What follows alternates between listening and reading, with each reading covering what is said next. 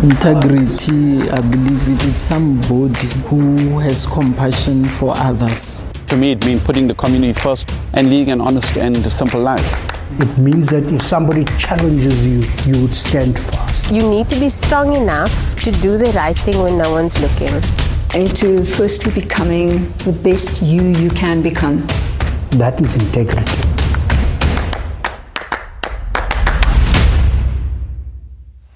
All right, this next interview on Integrity Idol, which is the civil society-driven initiative to name and fame honest government officials in South Africa. And this, of course, has actually found its first cohort of honest public servants. The campaign, launched by Accountability Lab and partners, the Democracy Works Foundation, LifeCo, UnLtd, and the Nelson Mandela Foundation, has received hundreds of nominations from the public from all over South Africa.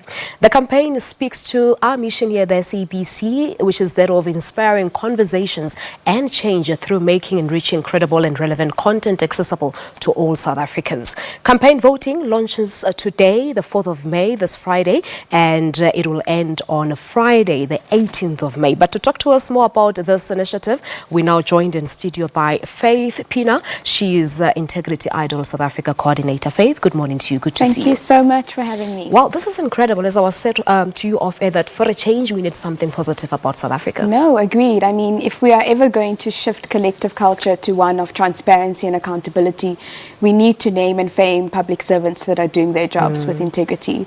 For us as the Accountability Lab and our partners, it's incredibly important to create a different narrative about the realities of public servants, and we are so glad that with this campaign we were able to do that. All right, now tell us, how was this whole idea conceptualized? Well, Integrity Idol is a global campaign which started in Nepal 5 years ago.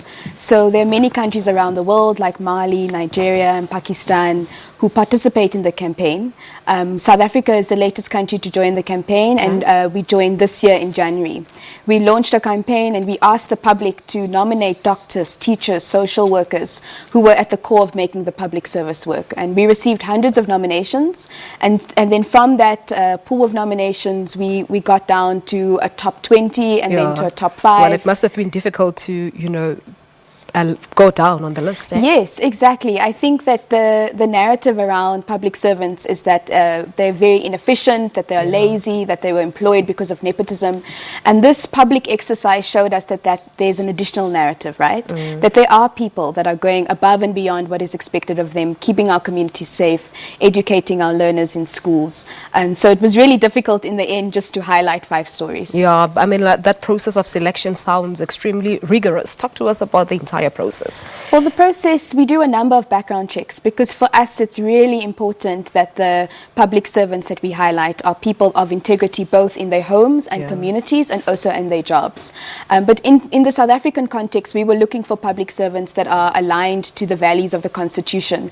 So these are individuals that are using resources effectively. They are rendering a service that is good and credible to you and I on the ground. So it was incredibly important that we looked at what the Constitution says in terms of what is the ideal public servant, and our panel of judges helped us to select our top 5 in that way. But most importantly, as I said on my introduction, this, in a way, it talks to our mission here, the SABC, of inspiring conversation. And you have that partnership with the SABC, our online platforms. Yes. I mean, I think, we found these amazing 5 integrity idols, but at the end, really, it's not just about their stories. It is about getting you and I to reflect on what does integrity look like for South Africans in this particular context, where corruption is rife, when resources are limited, and what does that look like for, the doctors or the nurses at, Chris Baragwanath Hospital? What does it look like for teachers in our education system?